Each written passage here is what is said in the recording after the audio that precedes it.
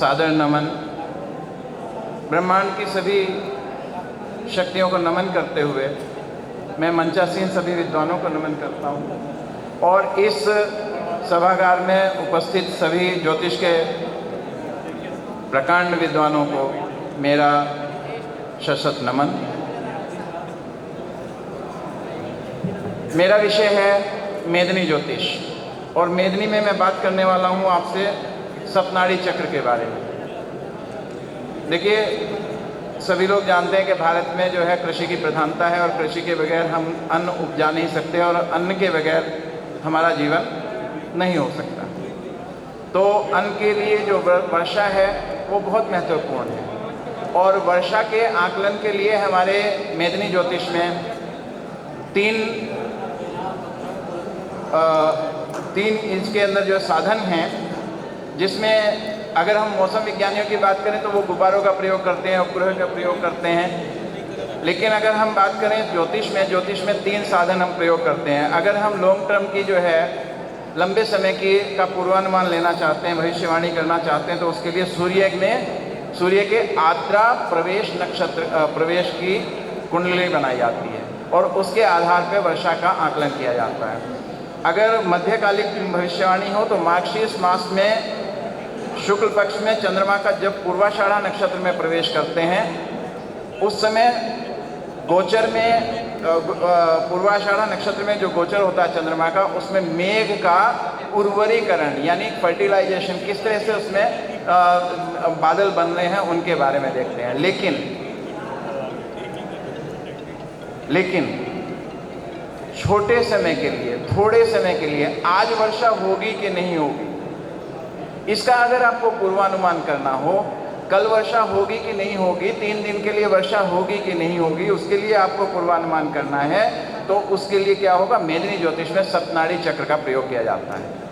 सप्तनाड़ी चक्र बहुत आसान है बनाना भी और इसमें 7 नाड़ियाँ होती हैं: प्रचंड, पवन, दहन, सौम्य, नीर, जल, अमृत।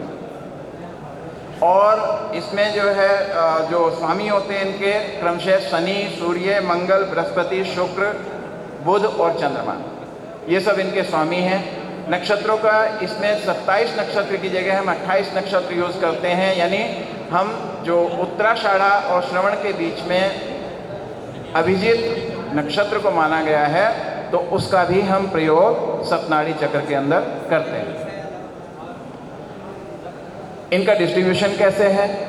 प्रचंड नाड़ी में पहला नक्षत्र कृत्तिका आता है और कृत्तिका से अमृत तक, आश्लेषा तक, कृत्तिका से आश्लेषा तक ये 7 नाड़ियों में आते हैं। उसके बाद मघा से विशाखा तक उल्टे क्रम में, यानी अमृत से प्रचंड की तरफ, फिर विशाखा से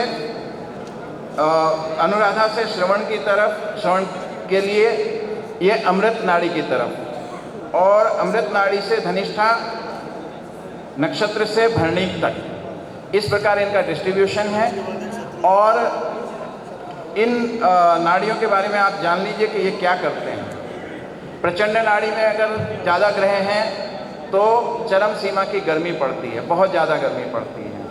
पवन नाड़ी में झंझावात आते हैं, बहुत सारे तूफान आते हैं, लू चलती है, गर्म हवाएं चलती हैं जब दहन नाड़ी एक्टिव होती है। और सौम्य नाड़ी मौसम में बदलाव की सूचक होती है। नीर, जल और अमृत ये वर्षा की नाड़ियां हैं। सामान्य वर्षा के लिए नीर, अच्छी वर्षा के लिए जल और मूसलाधार भारी बारिश के लिए अमृत नाड़ी। इस बार आप लोगों ने देखा है कि बहुत भारी वर्षा हुई है उत्तर क्षेत्रों में, उत्तर पूर्वी क्षेत्रों में, मध्य क्षेत्रों में, यहाँ तक के दक्षिण पश्चिम क्षेत्रों में भी बहुत अच्छी वर्षा हुई है इनको, और वहाँ पे कुछ नुकसान भी हुआ है। उसका कारण सबसे बड़ा ये था कि हम अगर सप्तनाड़ी चक्र के अनुसार ग्रहों को रखें तो सौम्य, नीर, जल, अमृत इन नाड़ियों के अंदर अधिकांश ग्रह थे। और इसमें एक ध्यान दीजिए, कुछ नियम हैं कि प्रचंड नाड़ी में अगर ज़्यादा ग्रह हुए तो तूफान आएंगे, चक्रवात आएंगे, और मंगल जिस भी नाड़ी में प्रवेश करता है उसको बहुत जल्दी एक्टिव कर देता है। बुध का राशि परिवर्तन, मंगल का राशि परिवर्तन, बुध का नक्षत्र परिवर्तन, मंगल का नक्षत्र परिवर्तन, ये बहुत जल्दी मौसम में बदलाव के सूचक होते हैं। नीर जल अमृत नाड़ियों में किसी भी एक नाड़ी के अंदर या इन तीनों नाड़ियों में अगर 5 या 5 से अधिक ग्रह इकट्ठे हो गए तो समझ लीजिए वर्षा का योग है। लेकिन किस पीरियड में, ये भी ध्यान दीजिए, सूर्य आद्रा में प्रवेश करता है और उससे जब वो हस्त नक्षत्र तक, हस्त नक्षत्र का अंत होता है, चित्रा में प्रवेश के साथ ही वर्षा ऋतु समाप्त हो जाती है। तो इस पीरियड के अंदर जब हम छोटे समय के लिए भविष्यवाणी करेंगे, इस बात को ध्यान रखें कि सौम्य, नीर, जल, अमृत, इन नाड़ियों में अगर 5 या 5 से अधिक ग्रह हैं तो इसका अर्थ है कि बारिश होगी, अच्छी होगी। अब उसके बाद में आप देखेंगे चंद्र, मंगल, बृहस्पति अगर एक ही नाड़ी में हुए तो बहुत ज़्यादा बारिश होगी। और शुक्र, बुध, बृहस्पति, चंद्र, ये तो भरपूर वर्षा देते ही हैं, वर्षा के ग्रह हैं। फिर वर्षा ऋतु में अकेला बुध भी अगर राशि परिवर्तन करता है तो ये मौसम में परिवर्तन का संकेत देता है, ये अच्छी वर्षा का संकेत देता है। लगातार 5 ग्रह या अधिक ग्रह नील नाड़ी के अंदर अगर चंद्रमा के साथ आ गए तो समझिए 7 दिन की झड़ी लगने वाली है, 7 दिन तक लगातार बारिश होगी। तो इस प्रकार जो है जल नाड़ी में अगर ये स्थिति बन जाए तो 12 दिन तक, अमृत नाड़ी में अगर ये स्थिति बन गई तो पूरे 1 महीना 24 दिन के करीब कम से कम बारिश लगातार होगी। ये मौसम में बदलाव के बारे में बताता है। इसके अलावा बाहरी ग्रह जब ये वक्री होते हैं या मार्गी होते हैं, यानी गति में परिवर्तन आता है, तब भी मौसम में बदलाव का संकेत मिलता है।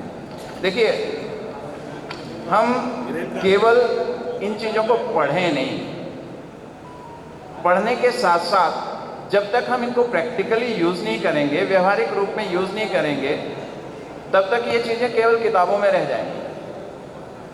जी, ये देखिए सप्तनाड़ी चक्र हम बना के रखते हैं और हर रोज़ वर्षा के दिनों में हम बनाते थे। जिस वक्त हम होम मिनिस्ट्री में जॉब कर रहे थे उस समय भी हमारे ऑफिस के अंदर मौसम विभाग की भविष्यवाणी आती थी कई बार कि भाई ये 3 दिन तक बारिश नहीं होगी, लेकिन हमारा पता चल रहा है कि इसमें बारिश होगी, तो हम कहते थे नहीं, कल बारिश होने के संकेत हैं। बारिश कब होगी? लोग कहते थे गर्मी से परेशान है यार, बारिश कब होगी? मैंने कहा भैया कल बारिश होने वाली है या परसों बारिश होने वाली है, और मौसम विभाग कह रहा है नहीं अभी बारिश नहीं होगी, अभी 7 दिन बारिश नहीं होगी। लेकिन सप्तनाड़ी चक्र ने हमेशा अपने आप को प्रूव किया है, हमेशा प्रूव किया है, और इसका आप भी अध्ययन करें। मेदिनी ज्योतिष, मैं मानता हूं कि मेदिनी ज्योतिष से आपको धन संपदा कमाने में तो मदद नहीं मिलेगी, लेकिन निश्चित तौर से ज्योतिष को समझने में आपको बहुत अच्छी मदद मिलेगी। धन्यवाद। कोई भी प्रश्न करना चाहे तो एक प्रश्न केवल, एक प्रश्न कोई भी करना चाहे, मैं उसके लिए तैयार हूँ।